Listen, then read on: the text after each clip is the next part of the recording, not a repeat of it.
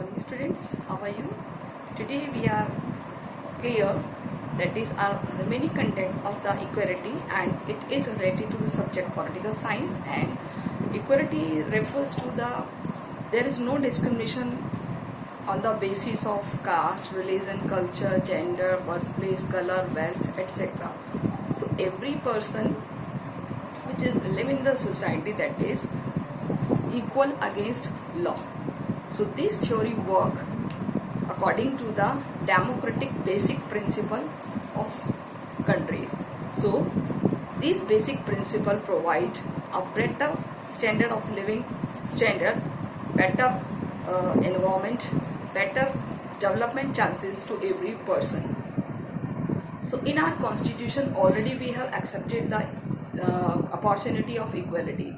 So whether they have no any discrimination on the basis of on the ground of these terms. So our constitutions provide the benefit for all the section of the society, whether they related to the rich or poor. So equality refers to the term which comes first whenever there is no equality, so other terms are not usable, because by birth every persons are equal, whether they male or female. But after some circumstances which is created by the society, they create a very differentiate conditions between them, and they were make a very sentimental issues for the society.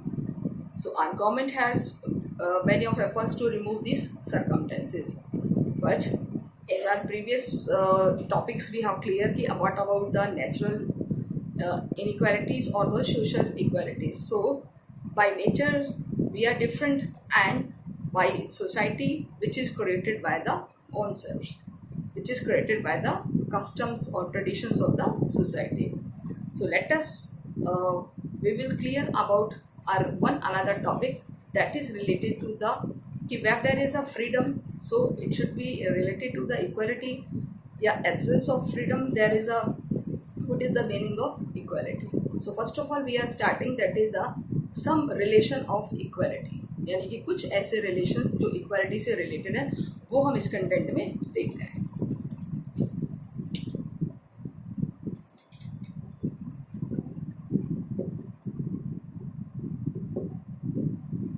हमारा topic है equality. Clear? इस topic में हम बात करेंगे relation between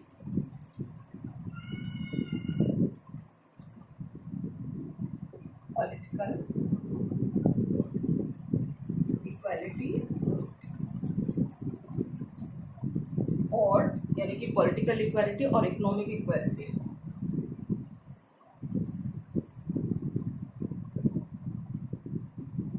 इनमें क्या relation है? As per our previous classes we have already clear कि where there is economic equality, so political equality comes very clearly. So first of all we will करेंगे कि those are interrelated, यानी कि political equality and economic equality interrelated to each other, एक दूसरे से जुड़ी हुई है. क्यों जुड़ी हुई है? क्योंकि अगर हम बात करें कि political equality in the absence of economic equality is a myth. Clear? Political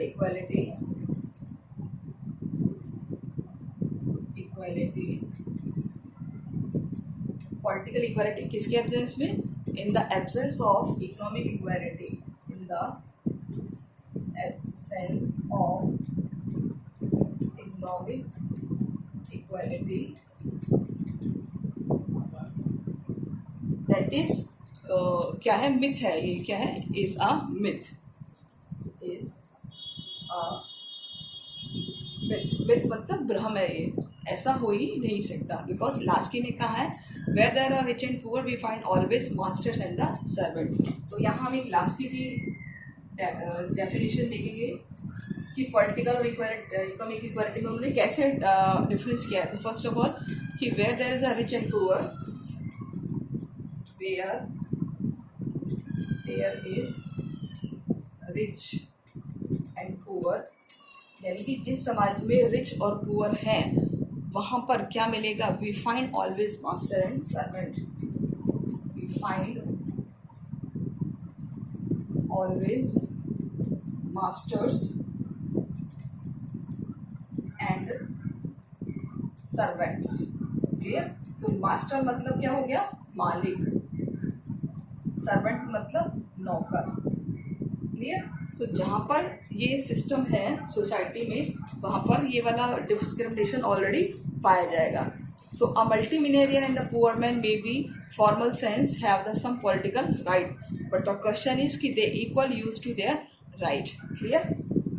because a poor person cannot use their political rights, यानी कि जो गरीब आदमी है वो अपने पॉलिटिकल राइट्स को यूज़ नहीं कर सकता। क्यों नहीं यूज़ कर सकता? कि ना तो वो अपने चॉइस के अकॉर्डिंग किसी को वोट दे सकता है, हमेशा वो बिक जाता है कि भाई इस व्यक्ति को वोट देना है तो नो डाउट उसको कहीं ना कहीं कॉम्प्रोमाइज़ करना पड़ता है। क्लियर? फिर हम बात करते हैं, and the political right such as the freedom of expression और right to vote are unless for a starving man, यानी कि अगर हम बात करें कि पॉलिटिकल राइट, मैं यहाँ पर लिख रही हूँ, आप यहाँ से लिख सकते हो कि पॉलिटिकल राइट्स जो होते हैं किसी पर्सन के, such as freedom of expression, such as freedom of expression यानी विचार व्यक्त करने की आज़ादी, और राइट टू वोट का यूज़ नहीं करते। वो राइट टू वोट का क्यों यूज़ नहीं करते? बिकॉज वो हमेशा क्या करते हैं, उससे सफ़र रहते हैं, यानी कि whether they equal use of their rights, so and they answer no. Political rights such as the freedom of expression, right to vote are useless for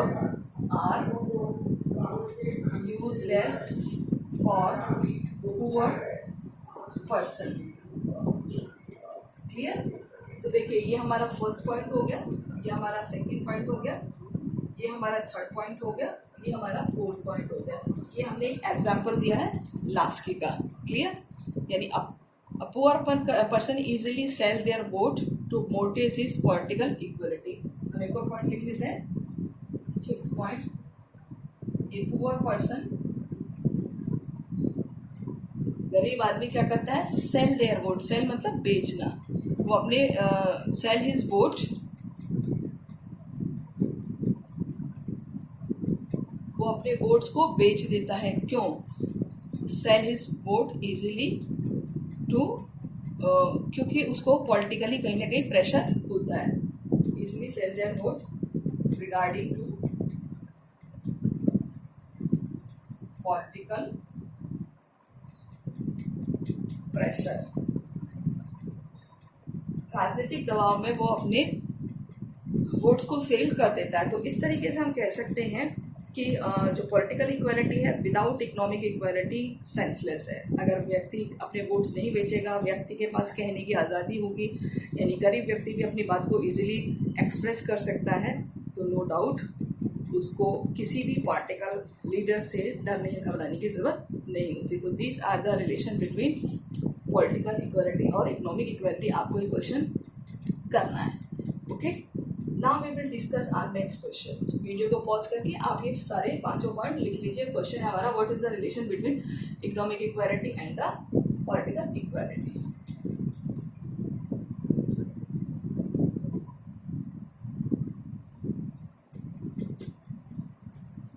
Now we will take another topic that is related to the कि किस तरीके से अगर हम बात करें कि absolute economic जो हमारी इक्वालिटी होती है is neither possible not desirable. It is argued that the most of society can do so try to reduce the gap of between rich and poor. So member of the society, do you agree? यानी कि क्या आप agree? आपके and में भी दिए हुए question के एंड में बहुत इंपॉर्टेंट है।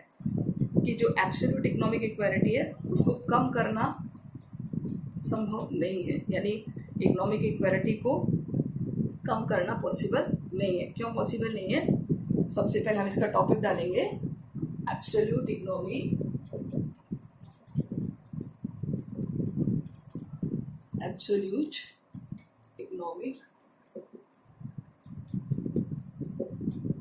Equality. Absolute economic equality is not possible.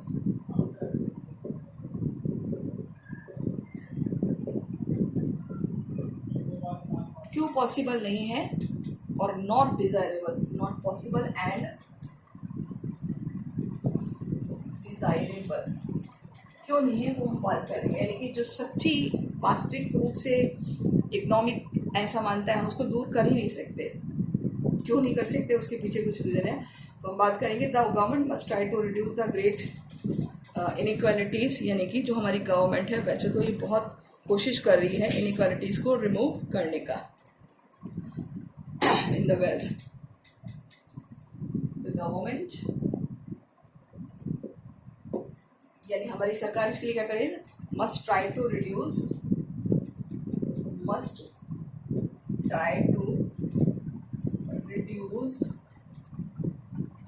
The poverty in society. यानी कि सोसाइटी में पॉवर्टी को रिमूव करने के लिए कोशिश की जा रही है, but not success completely.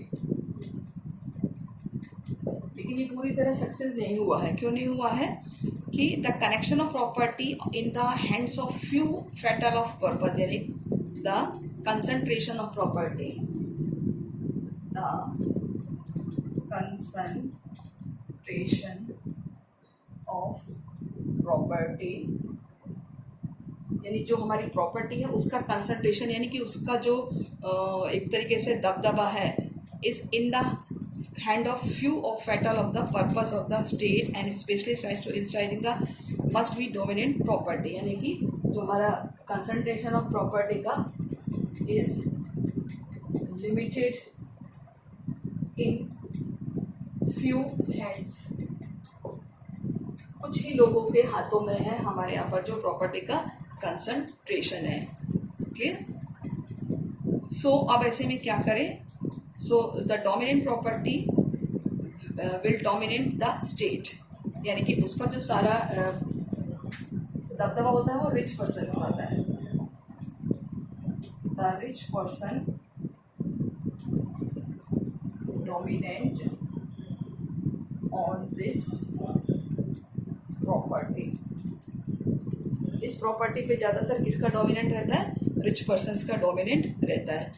So economic equality can not exist when all people have reasonable economic opportunity to develop themself. यानी कि economic equality can not exist when all person of the society have not equal opportunity।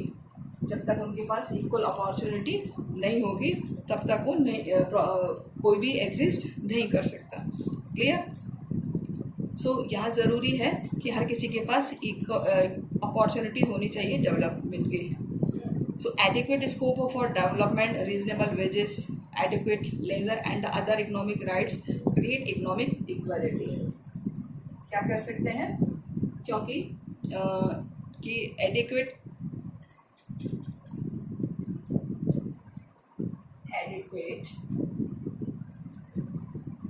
Employment opportunity, यानी कि हमने employment opportunity को adequate किया है, स्थापित किया है। हम रीजनेबल वेजेस भी दे रहे हैं, वेजेस और अगर हम बात करें the leisure other economic right create economic equality. Leisure मतलब facility,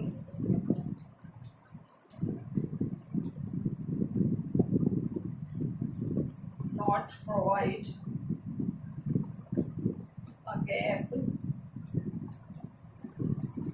between rich and poor, यानी कि चाहे हम उसको एम्प्लॉयमेंट अपॉर्चुनिटी दे रहे हैं, वेजेस दे रहे हैं, फैसिलिटीज भी दे रहे हैं, लेकिन जो एक समाज में गैप है रिच एंड पुअर का, उसको फुल नहीं किया जा सकता कि हर व्यक्ति इक्वल हो।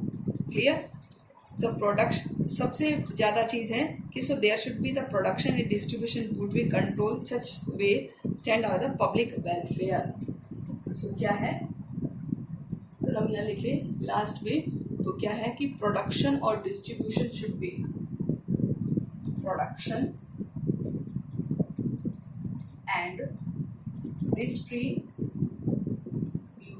प्रोडक्शन यानी कि जो चीज प्रोडक्ट की हो जा रही है, production and distribution should be equal.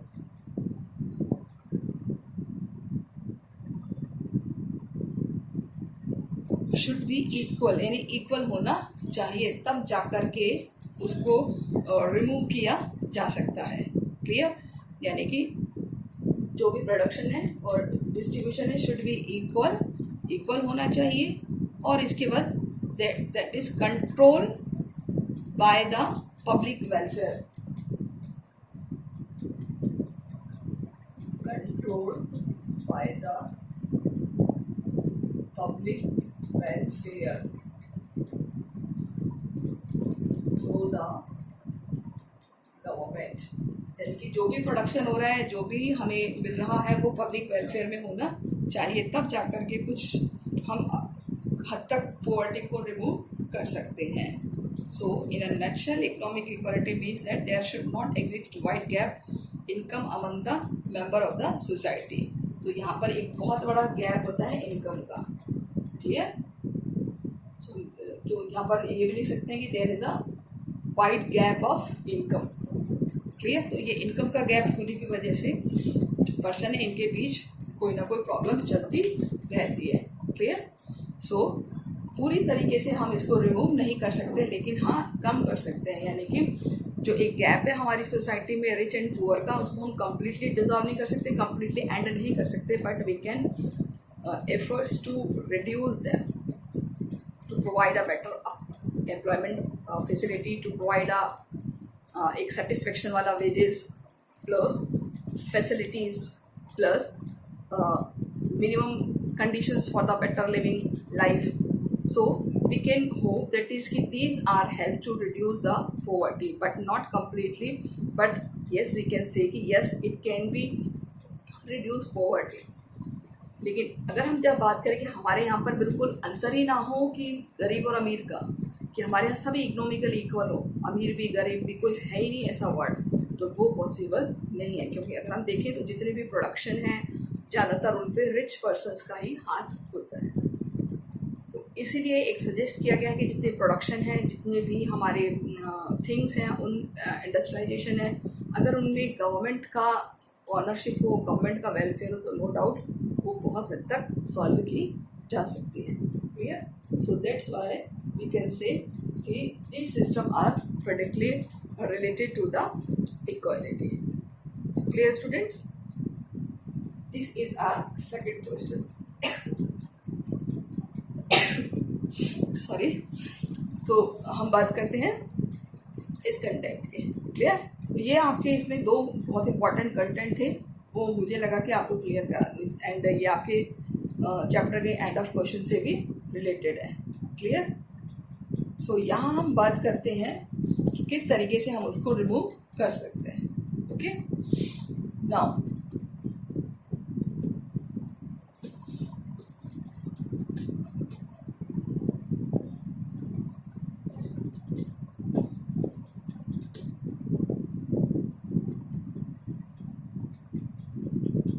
So we can say कि देखिए आपके एक मैचेस ऑफ फॉलोइंग और दिया हुआ है, अफॉर्मेटिव, इक्वलिटी अपॉर्चुनिटी और इक्वल राइट। अफर्मेटिव एक्शन ए,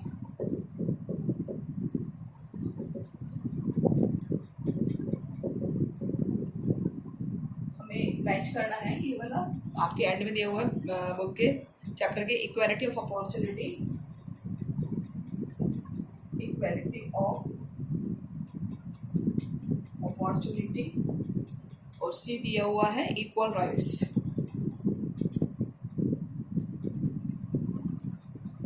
क्लियर? तो ये हमें कैसे मैच करना है देखिए, तो हम बात करेंगे एक अफर्मेटिव एक्शन। सो यहाँ पर देखिए every adult citizen have right to vote, second दिया हुआ है bank offer rate to interest, और थर्ड दिया हुआ है every child should get free education. अब इसमें से सेलेक्ट करना अफर्मेटिव एक्शंस क्या होते हैं।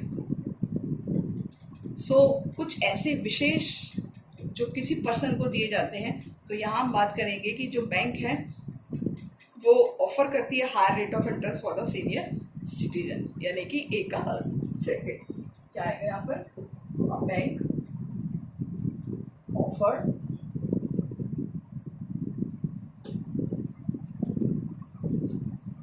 यानी कि जो बैंक है वो क्या ऑफर करती है, bank offer higher rate of interest, higher rate of interest for senior citizens. ये हो गया इसका अफर्मेटिव, यानी कुछ स्पेशल लोगों को जो प्रिविलेज दी जाती है। Equality of opportunity, clear? तो अपॉर्चुनिटी कहाँ मिलती है हमें, एजुकेशन में, जॉब्स में, वहाँ पर। So every child should get free education, okay. Every child और every adult citizen have a right to vote, वो हो गया उसका equal right. So every child should get free education, every child should get free education। ये है opportunity. और equal rights में हर adult को क्या मिलना चाहिए, राइट टू वोट, यानी every adult citizen has right to vote, every adult citizen have right to vote. Clear? तो इस तरीके से ये तीन कंसेप्ट हमारे हैं जो सबसे ज़्यादा हमें बताते हैं कि किस तरीके से हमें ये मिलाना है। क्लियर? तो this question is given in your exercise. Actually इसको थोड़ा क्लियर कराना था एंड इसलिए आप इसको होमवर्क में भी करें, बहुत इम्पॉर्टेंट है, आपके पास ये क्वेश्चन आ सकता है। सो स्टूडेंट्स, आई थिंक यहाँ पर हमारा चैप्टर ओवर होता है। जो भी डाउट्स हैं आपके वो आप बाकी के लाइव क्लासेस में सॉल्व कर सकते हैं, and as soon as possible we will start our revision for the midterm exam. So I hope you are taking advantage of this time and utilize this time, so be prepared for the exam. So don't waste your time, okay? Thank you, students.